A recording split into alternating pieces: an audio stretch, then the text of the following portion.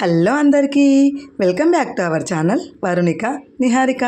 అందరు ఎలా ఉన్నారు? మేమైతే చాలా బాగున్నాం.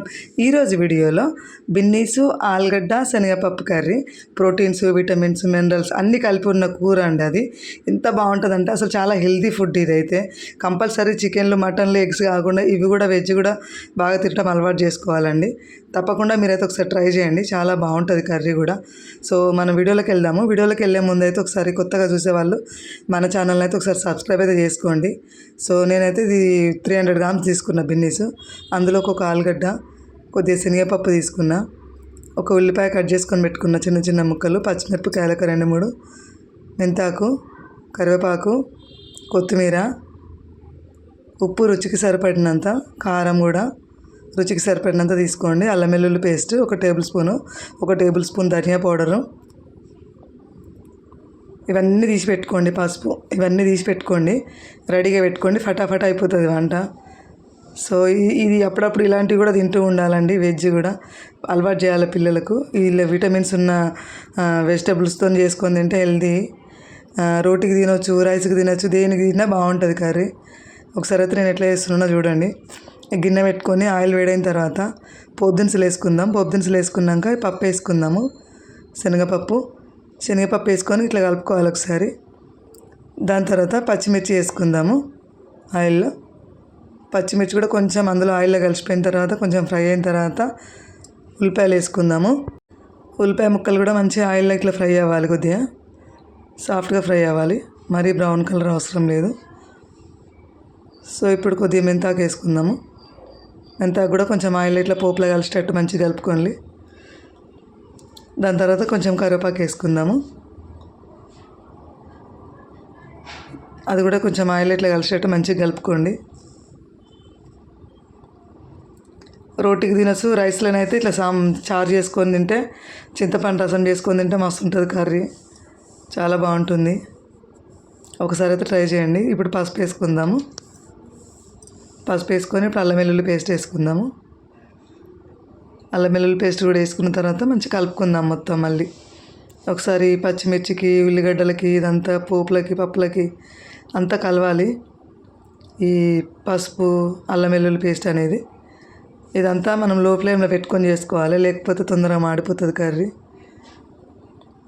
అట్లా పెట్టుకున్న తర్వాత చూడండి ఎంత కలర్ఫుల్గా మంచిగా కనిపిస్తుంది కదా.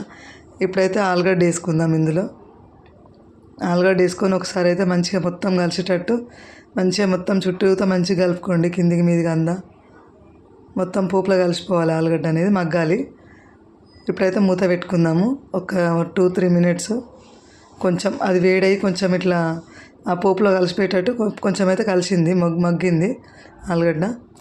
ఆల్రెడీ ఉడకబెట్టుకునే కాబట్టి తొందరనే అవుతుంది కర్రీ అనేది, 15 నిమిషాలల్లో.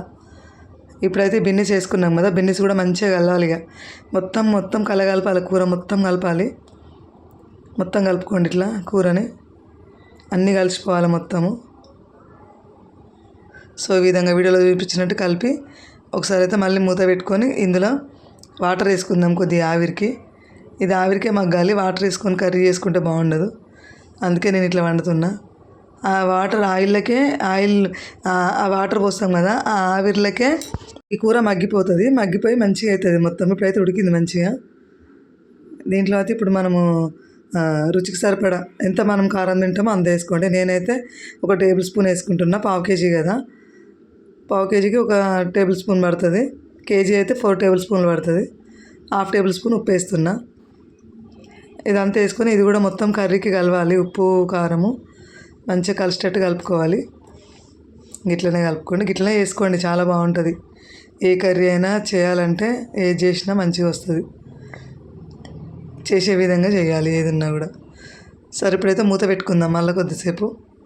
అదే ఆవిర్లకి అదే ఉన్న వాటర్తోనే ఆయనతో మగ్గిపోయేటట్టు. చూసిండ్రా మొత్తం అయితే అయింది ఇది కర్రీ. ఇంక ఇంతకన్నా ఎక్కువ వేపుకుంటే బాగుండదు, బాగా మాడిపోయినట్టు అవుతుంది. ఇదేనండి. ఇందులోనైతే ఇప్పుడు లాస్ట్ ఫైనల్గా ధనియా పౌడర్ వేసుకుందాము 1 టేబుల్ స్పూన్. దాని తర్వాత కొత్తిమీర మంచిగా ఫ్రెష్గా కడిగి పెట్టుకున్న కొత్తిమీర వేసుకుందాము, ఒక చిన్న కట్ట. మంచిగా కడుక్కొని వేసుకున్న తర్వాత ఇదంతా కలుపుకుందాం మంచిగా కర్రీలో కలిసేటట్టు. ఇది కూడా ఫ్లేవర్ అంతా కలిసి కొత్తిమీర ఫ్లేవరు ధనియా పౌడరు ఫ్లేవర్ అంతా కలిసి మంచిగా కూరకు టేస్ట్ అనేది వస్తుంది. ఒక్కసారి కలుపుకొని ఒక్కసారి మంచిగా మూత పెట్టుకుందాం. మళ్ళనైతే బాగుందా అండి? ఇలా తప్పకుండా ట్రై చేయండి మీరు కూడా కర్రీని. రోటీకైనా చపాతీకైనా బాగుంటుంది. ఇది రైస్లో పెట్టుకునేటప్పుడు మంచిగా కొంచెం చింతపండు రసం చేసుకొని తినాలి కానీ మస్తు ఉంటుందండి. అందులో వేసుకొని తినండి. ఇక చపాతీకైనా ఆయిల్ చపాతీ ఉంటుంది కదా, ఆయిల్ చపాతీకైనా పుల్కకైనా దేనికైనా బాగుంటుంది. సో మా వీడియో ఇదండి. ఈ వీడియో మీకు నచ్చిందని అనుకుంటున్నాం. ఈ వీడియో కనుక మీకు నచ్చినట్టయితే ప్లీజ్ లైక్ చేయండి, షేర్ చేయండి, సబ్స్క్రైబ్ చేసుకోండి. Thanks for watching.